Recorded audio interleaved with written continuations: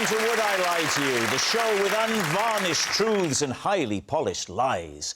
On Lee Mack's team tonight, a comedian who released a book called Sex, Power and Money, which, coincidentally, are also her nicknames for me, David and Lee. It's Sara Pascoe. And a fitness instructor who knows all about feeling the burn. Those spandex leotards must really chafe. It's Mr. Motivator. And on David Mitchell's team tonight, an award-winning broadcaster who's covered the Olympics, Wimbledon, Ascot and the World Cup. David, those are all sporting events. It's Dan Walker. And an actor who quit her job at an optician's for the West End because she wanted to see her name up in lights in gradually smaller and smaller letters. It's Nicola Coughlan. We begin with round one, Home Truths, where our panellists read out a statement from the card in front of them. Now, to make things harder, they've never seen the card before. They have no idea what they'll be faced with. It's up to the opposing team to sort the fact from the fiction. Sara is first up tonight. As a child, I once secretly cashed my mum's family allowance and used the money to buy a cat. David's team. So, how did you perpetrate this fraud? Lot of strong allegations straight away. It's not a fraud. Is it not a fraud? I didn't say I was my mum. Right. My mum, single mother at work, so quite often couldn't get to the post office during opening hours, so my job was to get the family allowance. I'm the eldest. Right. And how old were you? 11. I see. So you were permitted to collect the money. Yes, what yes. you weren't then authorised to do by your mother is to spend it on a cat. No, not explicitly. So it's not fraud, it's theft. So what happened then, Sara? Talk us through it. So I went to the post office. Yes. Got the family allowance. Yes. Quite near the post office, there was lots of different shops. A high street, yes, if you will. Oddly, on the way to go to the post office, I had popped into the pet shop and there were two little kittens and they were kind of all snuggled and sleepy. Oh, very sweet, very sweet. So I went to the post office, got the money, it was about £30, and then on the way back, one of the cats had been sold and the other one was there, very lonely. Is this the story you told your mum, or is this the truth? Well, this is... We don't find that out till the end of the round. I'm getting old, I keep forgetting the format. He was meowing, he was sad, and I realised that I now was holding enough money to buy him, and so I did. How did you tell your mum? I told my mum that I'd gone to the post office as instructed, picked up the family allowance. But then when I had been walking home, it had been very windy, the money had flown away. When I was looking for the money, in the grass, I found this kitten. Did she fall for that? No. Oh. I was going to say, if she did, can we get her on that team? So what happened? Were you allowed to keep the cat? Well, for a very, very short amount of time, the cat was in our house, but my mum was looking for somewhere else, to give him away to a home where he would be properly cared for, and then she told me that he had blown away. You were only 11 and she went, oh, where's the cat? He blew away. 11 is not too young to learn the bitter lesson of how miserable life is. Can I just say this has completely ruined my card in a minute, where I will be reading out that I, in the 1990s, bought a cat off a woman in a pub for 15 quid. What are you thinking, Nicola? Does this story strike you as true? I think there's a lot of detail in it. A lot of detail, yes. Yeah. I can picture the high street, the pet shop, the post office. Yes, you've got a wonderful imagination, though, haven't you? You're very gifted in that way, aren't you? Well, I mean, we're talking about cats here. Yeah, there are no cats. No, and yet we vaguely know what we're banging on about. You brought cats to life as vividly as Andrew Lloyd Webber did all those years ago. I never saw the live show, I just saw the clip from the film. I auditioned for that film and didn't get it. And you know who played the part I went up for? Who? Judi Dench. How dare you? Ray Winston. Ray Winston got the part. Dan, what are you thinking? I feel like I want to believe Sara on this one. I feel there's an element of truth there. Well, I think the situation is we just completely believe this. Now, if it's a lie, there's something diabolical that Sarah has done, because we've just totally accepted it. And can I just say, I'm enjoying the length of your shirt sleeves tonight. Oh, they're getting longer and longer. You look like Lawrence Llewellyn Bowen. Sarah, they're saying it's true. Was it true, or were you telling a lie? Yes, it's true. Sarah really did use her mum's family allowance to buy a cat. Dan, you're up next. Possession. There'll be a box at the side of your desk. Yep. Take the item out of the box, put it on the desk, and once you've done that, read the card if you would. This is my sports bag, and halfway through signing it, I told Pele to put his pen down because I thought he was ruining it. Please, team. Well, that's very interesting. Is that a Brazil bag? It's actually a New York Cosmos bag. Oh, of course. So when did you meet Pele?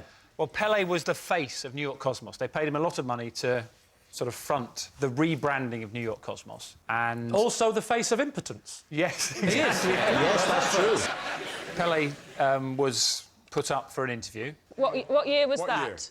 probably about 2011. So you already had that bag? No, this was the bag that they gave you as like a goodie bag when you went to the press conference. Was there stuff inside it? There was some pencils and... There were some pencils. There was some did he say? pencils. He said there was some pencils. I meant to say there was a pencil. Were there any pencils or not? There were pencils in there. All right. Yeah. See, there was pencils. No, now you're... There were some pencils in there Yeah. and a flannel. No, there were a flannel. May we have a look at the bag? I'm told it's been sanitised. Let me Yeah, but put... he's touched it now. I've only touched the back handle. I'm going to put my arm through it like this. I've never seen you look more handsome. OK. That's interesting. Lee, if you look there, right, that says PE. Well, it's a sports bag. Exactly. Which is amazing, because the reason I didn't want him to sign it was because I wanted to use it in the gym, and now that's my gym bag with PE written on it, you see? I mean, I understand the concept of not wanting a signature if you think the bag's better, but if he started it, Yeah. is it not better to finish it than have just PE? Right, so I'd taken a Brazil shirt with me. For him to sign? Yeah, so I gave it to the great man, and he signed the shirt, full signature on the shirt. And I think it was like an all the best Dan Pele, OK? I didn't know his first name was Dan. I took the shirt, I turned and put it on my normal bag that I brought with me, and then when I turned back, the great man had my bag that he picked up, and without thinking, I said, "Not the bag, Pele." And What an idiot Pele is! Put the pen down, Pele, you maniac! What must Pele have thought of you? Because this bag was given to you for free. he sort of stared at me angrily, and then he said, "No one's ever asked me not to sign anything before." Did he have a translator? No, he spoke perfect English. Really? Yeah. He does speak English. Does he? Yeah. Are you impotent? That's pretty good English if you know the word impotent. So, Dan, so at this point, they're looking at you as if... And he said, no one has asked me not to sign something before. Yeah. What happens then? I think we can see why he signed the impotence contract. Yeah. Someone just put it in front of him.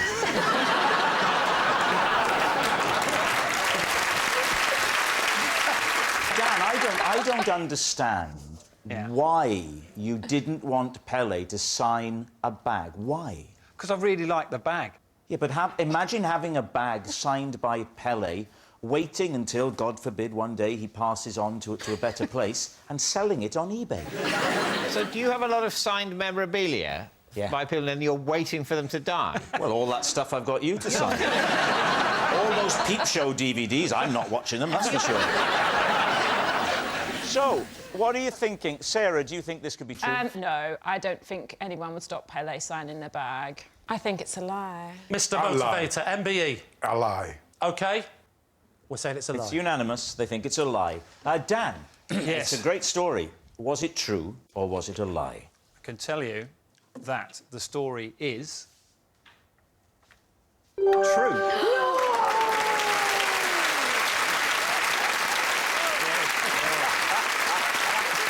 Yes, it's true. Dan really did stop Pele from signing his bag. Right, Mr. Motivator, you're next. Every day, I do 1 press-up for each year I've been alive. OK. Wow. David's team. How many years have you been alive? That's what he says at speed dating. How long have you been alive? I'll tell you what, before you say... Won't be for much longer. Before you say, Mr. Motivator, let's just see how old we think. It's hard to tell because he has the face of a 50-year-old and the clothes of a 14-year-old. What are you going to say? I'm going to add them together. No, I'm going to say late 50s, 58. OK, Mr. Motivator? 67, 68 Wow. next month. You said you're 67 and you claim to do 67 press-ups every day. Yeah. Mr. Motivator, obviously doing 67 would be inhumane. Maybe do 1 or 2, just so we can witness the technique. Well, I mean, if some of you guys would do it with me... I'm just going to say at this point, there are no circumstances under which I will do a press-up. David, what if it was a different exercise? Would you do like a jumping jack or a burpee? What's a burpee? It's where Victoria puts you over her shoulder and pats your back. I'm happy to do one with you, Moat. OK. Now, remember, I have a shoulder which has been in... You've got a shoulder problem? Yeah. Yeah, me too. But I'll do a few. OK. I'll go here. So I've got to do what you're doing now, OK? Yeah, you got to do one. That's not a press-up. We are warming up, you idiot. You know nothing about the body. Let's do it on the edge. On the edge. Like these, all right? Here we go. Let's go. Go. Push it. Come on, guy. I'm doing it. Come on, man.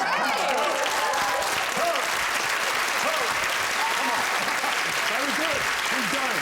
Keep going leg, and then you can I take it thought over. we weren't going to do 67. And then wide. And then wide. I'm out.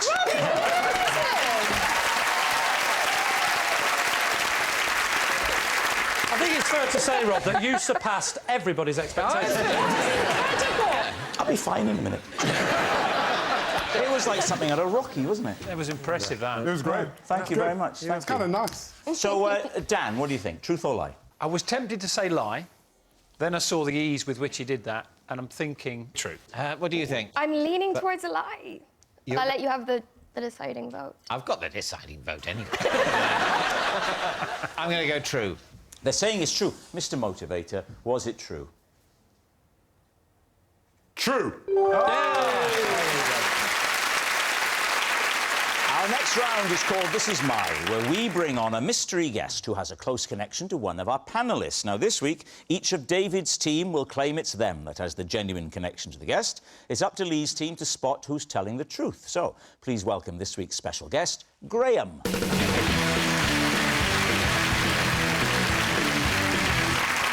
So, Nicola, what is Graham to you? So this is Graham, and I once got him to jump out of a cupboard to scare away my hiccups. Right, Nicola's hiccup hero. Dan, how do you know Graham? This is Graham, and he is the secretary of my highly exclusive club, and the name of the club, Egg Club. Right, Dan's club cohort. And David, finally you. What is your relationship with Graham? This is Graham. He comforted me when, while visiting a model village, I suddenly became overwhelmed by my own enormousness. So there we have it. Lee's team, where are you going to start? Nicola, tell me what happened. I had a really, really bad case of the hiccups on set in Dairy Girls, and it was ruining the day. Could I just hear the sound of your hiccup, please? It would be a fake hiccup, but you can. But yes, I'd like to hear it. Okay. I just like had that moment where I was like, Mr. Motivator's asking me to do a fake hiccup. Like, what is my life? This is so strange. Okay. Oh, goodness. I don't know, did that help? That sounded like Chihuahua from a distance. Chihuahua from a distance, that's a scent, isn't it? That's... Graham seems to be quite a normal-looking man. Yeah. And so what was so scary about him coming out of a cupboard? No. Are you easily scared? No. So we were in this old school building, and he is the second AD. He was like, I will hide somewhere here. He was like, I'm going to get you. He told you. He told you? Yeah, like I knew it was going to happen. And the but anticipation wasn't enough. You needed the shock. it was literally the only thing. Yeah. What And it other was the fact- techniques did you try before you did Yeah. that? Tried to do that water upside down thing, but that's a Yeah. whole crock of rubbish. Yeah. Did you hold your breath and put your fingers in your ears? Yeah. What's the point of the fingers in the ears? Because it stops air getting in your ears. Yeah. Stop you breathing out through your ears. There's air getting in there to make you hiccup again. But Is that what causes it? Air going in the ears? Just any air through any orifice. What else do you have to put your finger in then? You only have 2 fingers. Well, you don't. You have 10. Did you really just stay on national television? You've only got 2 fingers. No one noticed, Lee. No one noticed that. I didn't know how many I had. Nicola, did you know Graham's name beforehand? Do you know all of the crew's name when you're filming? You definitely know the second, because they're the ones that whenever you need to go to the bathroom, you have to ask them. Like you're in primary school. You have to ask them to go to the toilet. do, and then You're really method with playing this child, aren't you? But if you have to go to the bathroom, they have to know where the actors are at all times. So there's a special code on a radio for when an actor's in the bathroom. What's that code? 10-1. Yeah. 10-1. I have no idea what it stands for. 10-1. Unless you need the other one, then it's 10-2. So he jumps out of the cupboard. Yes. What happens? I knew it was happening, so I sort of laughed and then realised then that they were gone. Right, who would you like to question next? Dan. Yes. Just remind us of your statement, Dan. This is Graham, and Graham is the secretary of a highly exclusive club that I've got, and that club is called Egg Club. OK, how many people are in this exclusive club? You'd have to check with the secretary, Graham. He can't tell us that. I think 15, 16. And when you say exclusive, have people tried to join and they've been turned away? Yeah, in Egg Club, we have a very specific poaching method. It's one of those things that started as a bit of a joke. I put some pictures of some poached eggs on social media, and then lots of people started sending pictures of their poached eggs back to me. So I said, you're banned from Egg Club for not doing it right. And how many people do you think you've banned over the years or months this has been going? Maybe 100. In Egg Club, we're like a basic egg, so no sort of frills, no salmon or... what's that green stuff? I've forgotten what the green stuff is. What, the green stuff? Spinach? No. Oh, avocado. Somebody's banned from Avocado Club. Graham sent me a picture of his eggs with no Yeah. avocado, no salmon, just plain toast, butter, eggs. And I said, you're in, Graham. And then I send him a direct message and say, welcome to Egg Club. And what does he say in reply to that? He says, oh, fantastic. Really? Probably about a year into Egg Club, people start getting really angry that you're banned from... So I hosted an event about a year ago, and somebody came up to me with a plate with 2 poached eggs on it, and they said, you banned me from Egg Club 6 months ago. Can you check these to see if they're OK? And I said, when did you cook them? And he said, I cooked them yesterday. I said, well, you're clearly banned for another year. So... Now, on social media, of course, you get a lot of celebrities, famous people. Have any of them had dalliances with your seemingly futile club? Gordon Ramsay's banned. No. Did he send an egg or did you just see him make an egg? He made an egg, and somebody commented on his egg and said, oh, you're not going to get into Egg Club with that. And he said, I think it was, what the is Egg Club? And I said, foul language banned for life. So... Dan, can I ask a question? Yeah. Are you quite lonely? No. I've got 3 kids and 2 jobs, but But still time for Egg Club. What about David? Just remind us of your claim, David. This is Graham, and he comforted me when, while going round a model village, I became overwhelmed by my own enormousness. OK. Where was this model village? It was in the Cotswolds. Did you go on your own? I did, yeah. Is there a castle there? No. If there'd been a castle, I wouldn't have gone to the model village. Because there'd be a castle. OK, so this is interesting. So you think castles are better than model villages? Oh, he loves castles. So what else is on Not as much as him. That's why they call him Mr. Moat.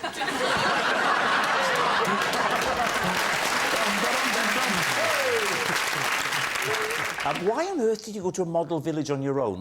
I didn't have anything to do. Was this recently? It was a couple of years ago. I was working in the Stroud area. Is that a euphemism? Well, no. OK. Come on, look, you've got the moat thing. You're fine for a couple of years on it.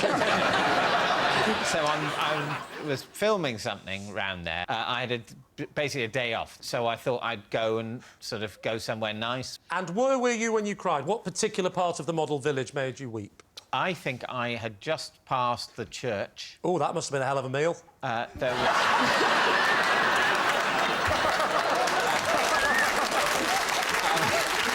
yeah, absolutely. And, you know, with all those crenellations... We've not sorted that out yet. Very painful. Anyway, I just became... overwhelmed is the word. I couldn't bear the size of me and the smallness of the place.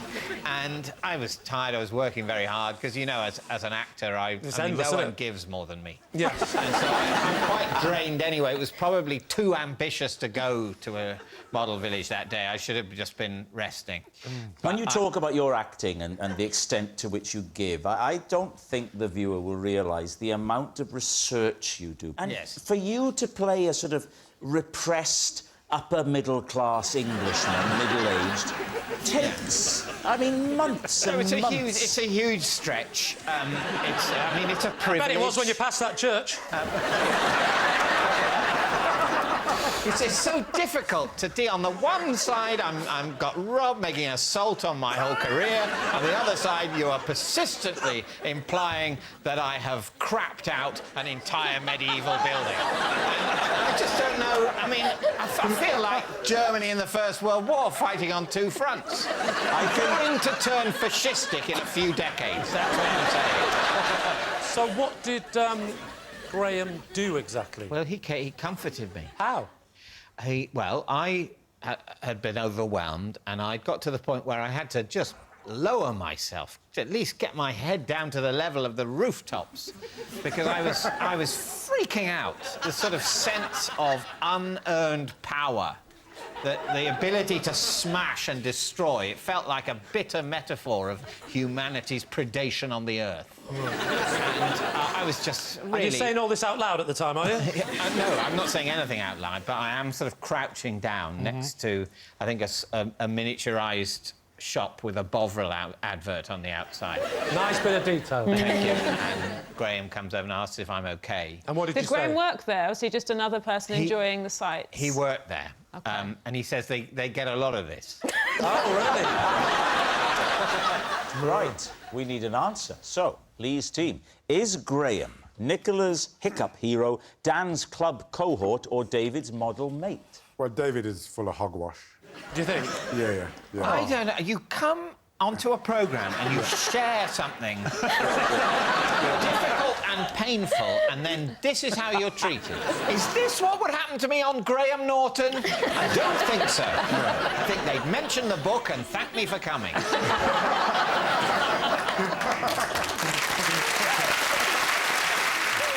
And Dan, as for your eggs, no way, Dan. The only thing that's remotely probably true is that Nicola. Because I look at Graham and he looks like the kind of person who would hide in a cupboard. I think it's Egg Club. It's made me so furious, I think it's true. You think it's Nicola? You think it's David? OK, I think Nicola then as well. OK, Nicola then. We think that it is Nicola with her hiccups. Right. Graham, would you please reveal your true identity? I'm Graham, and I'm the secretary of Dan's Egg Club. Yes. And we can see one of the submissions to Egg Club now. Here it is. This is a picture that Dan was sent. That's what happens. They send it in. They say, "Morning, Dan. Surely worthy of Egg Club entry. Where do I pick up the keys?" And then Dan fires back with that. Unsanctioned rusty, lack of cutlery, overconfidence, banned from Egg Club application for 117 days. Thank you very much, Graham. Which brings us to our final round, quick-fire lies, and we start with... It's Lee. Last year, on a silent retreat, I got into a row with the rest of the group because of the snap, crackle and pop coming from my bowl of Rice Krispies. David's team. OK, what was this silent retreat that you were on, and why were you on it? I was on it because I'm quite into meditating, and I wanted to do more activities rather than doing meditating at home. I'm interested that the food at the retreat would be Rice Krispies. Yeah. It wasn't. I actually brought my own Rice Krispies. So where was it held? It was in Scotland. I went with my friend Neil, and it was in Inverness. What's the place usually used for when there isn't a silent retreat there? Is that It's a silent retreat. It's like next week another silent retreat. It's like Yeah, you know that when you go to Disneyland and you go, what's happening next week? And they go, next week it's still Disneyland. OK. Week after, Yes, all right. All right, next year, no, Disneyland. So there's a silent retreat in Inverness. I've never heard about it. How on earth... You wouldn't, would you? How do you tell somebody at a silent retreat that you're angry that their food is making a noise? Oh, but just by giving them a look. Tell you what, you start with your Rice Krispies, right? I'll be another gullible idiot who's handed over money to stay at this place. What are you doing now? I'm shaking the Rice Krispies into the bowl. OK. Oh, sorry, are you in character? Yes. Oh, in that case, ask me again. Well, I can't ask you if I'm in... Well, I'm not the one who's... You're the one who's making the noise.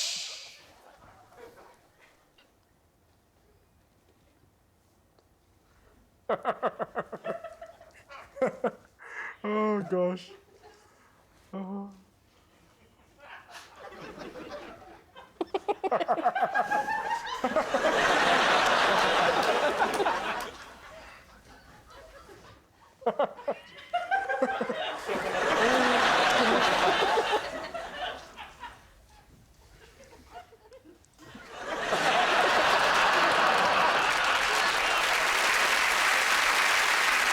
So that was the tension. And what were they eating for their breakfast that was so quiet? Well, that was the annoying thing, because they were eating poppadoms. So what are you thinking, Nicola? I think this is true. I've known another comedian before that's been in a silent retreat. I have a vegan... Who was the other comedian? Tommy Tiernan, who's in Derry Girls. I know Tommy, yeah. He was with me. Dan, what about you? Feels like absolute garbage to me. OK, what's it going to be? True!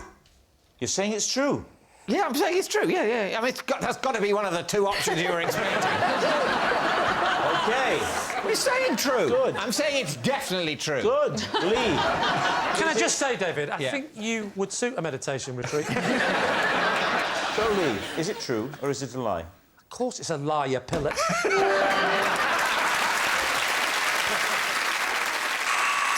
That noise signals time is up. It's the end of the show. And I can reveal that David's team have won by 4 points to 1. Thanks for watching. We'll see you next time. Good night. Brand's new podcast, Teach Me a Lesson, launched today on BBC Sounds with Greg James, his wife Bella, and a different teacher every week. Perfect timing is needed when cooking a roast dinner for Mary Berry, celebrity best home cook on BBC One, next.